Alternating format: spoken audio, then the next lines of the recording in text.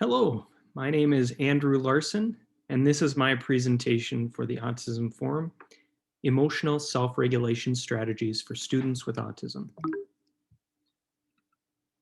So to start out, what is emotional self-regulation? Emotional self-regulation refers to the complex process of initiating, inhibiting, and modulating the conscious aspects of emotion to effectively achieve one's goals. So in short, emotional self-regulation is controlling your feelings. And I would add to that, controlling your feelings to achieve the outcome that you want. So why is emotional self-regulation important? As you can see, there are a few different examples here of areas where emotional self-regulation is really important. So education, employment, relationships, and health. So just for an example for each, if you can't emotionally self-regulate in a classroom, the lights are bothering you or you don't understand the information and you can't emotionally self-regulate, that might cause behaviors that would impact your ability to learn in that situation. Additionally, in employment, if you have a customer that is being rude to you or there's a situation that you don't understand why you're doing something, and you can't emotionally self-regulate in that situation, what is the outcome? It probably wouldn't help your employer or help you create better relationships with your employer or the customers that you have in that situation. So that could cause some issues. Additionally, relationships. I know when I was younger with two brothers, sometimes things would get heated, but we would have to emotionally self-regulate to kind of get control of that situation.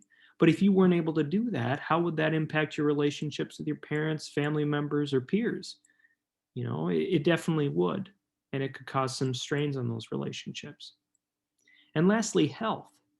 A big part of our own taking care of our own health is advocacy. And if you're frustrated with a situation where, you maybe have a health issue that you can't, that really gets you heated and you can't discuss that without emotionally self-regulating, that could cause issues in your own health. So overall, emotional self-regulation is very important um, to individuals.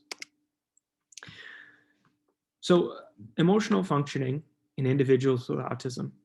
Autism spectrum disorder is a neurodevelopmental condition diagnosed on the basis of impairments in socialization and social communication, as well as the presence of restricted and repetitive behaviors. So how would that impact an individual's emotional self-regulation? Well, if you have difficulty with emotional self-regulation, like we talked about before in those examples, you might have aggression or aggressive behaviors in certain situations.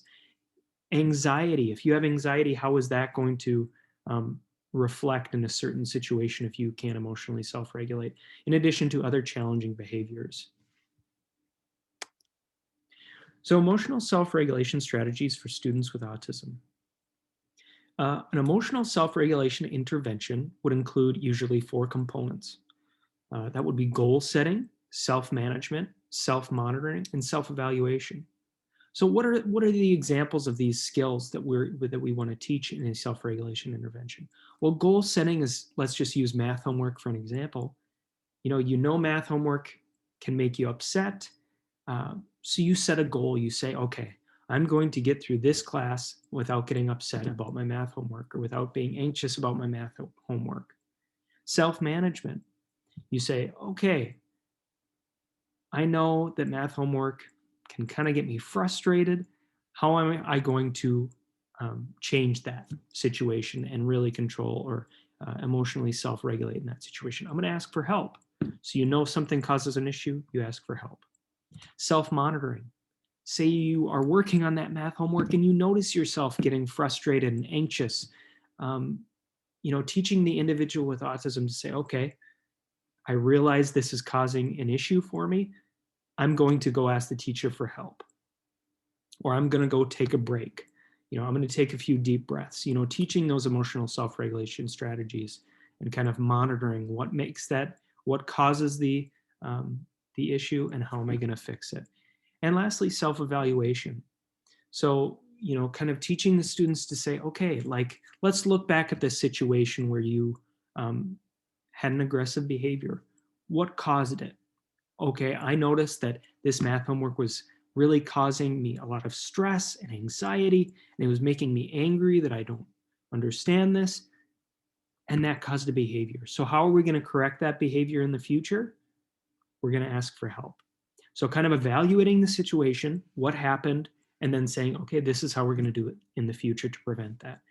And then on the right there, you can see another strategy, emotional self-regulation strategy, which is an emotional levels chart. So you could say, I'm feeling this way when this happens, or in this situation, I'm feeling this way. So just really another tool that students with autism can use to emotionally self-regulate or express themselves. So how can we support emotional self-regulation? Organization, kind of keeping things tidy and in their places can reduce uh, challenging behaviors. Establishing expectations, rules, and routines. So saying, okay, this is at this time we are reading our book, at this time we're playing soccer, at this time we're doing art, so on and so forth, and kind of really enforcing those or reinforcing those routines. Checklists or visual schedules, kind of knowing the expectation of what's happening for our session. Choice making, so not saying, okay, let's go pick a book off the shelf, or go pick a book. Maybe offering a choice. Do you want to read this book or this book? Modeling skills. If you don't know how to do something, that can be kind of frustrating. So maybe modeling those skills and working through it the first time can help the individual emotionally self-regulate in that situation. Goal setting, like we talked about before. Prompting, kind of going back to that self-monitoring and self-evaluation, saying, hey, let's try this. I noticed you're getting frustrated. Let's do this. Feedback, kind of along those same lines. Hey, let's look back at this situation. I noticed you got frustrated. Why don't you try this in the future to help with that? So outcomes. Results indicate that self-management interventions are effective for increasing both social and academic skills for students of all ages and levels of ability. So what does that mean? It means that if we can work through these self-management or emotional self-regulation interventions in this setting, they can be generalized across settings and maintained over time. So it's teaching it in this space. Okay, that reflects back to home and school, and it's maintained in the long term. And a lot of these things can help an individual with autism or a student with autism integrate back into a normal classroom and really gain that acceptance from their peers, which is something we all want. And then as far as possibilities for the future, this is really neat. The use of smartwatches as tools in emotional self-regulation. So the student with autism could wear a smartwatch that has a gyroscope, so it monitors your movement in space, an accelerometer, which monitors your speed, how fast you're moving, and then a heart rate monitor. So, if you think about a situation where you're moving a lot at a faster speed and your heart's really pumping, that can be a signal that maybe you're having a situation that requires a tool for you to emotionally self-regulate. And that's where the smartwatch comes in. Your heart rate's pumping, and this thing will notice that. The watch will pick up on that, and it'll provide you with a strategy. Let's take some deep breaths. Okay, let's take deep breaths for this many seconds. It'll have a timer on it. And then the individual working with that student can program it. So if a student emotionally self-regulates well with hugs or taking a break or listening to music, that can all be programmed by the teacher to really help and individualize and tailor that tool to that student. So where can I learn more? Here are some resources if you're interested in learning more about the topic. And then on the right there's another chart with emotional self-regulation strategies. And there are my references. Thank you for tuning in.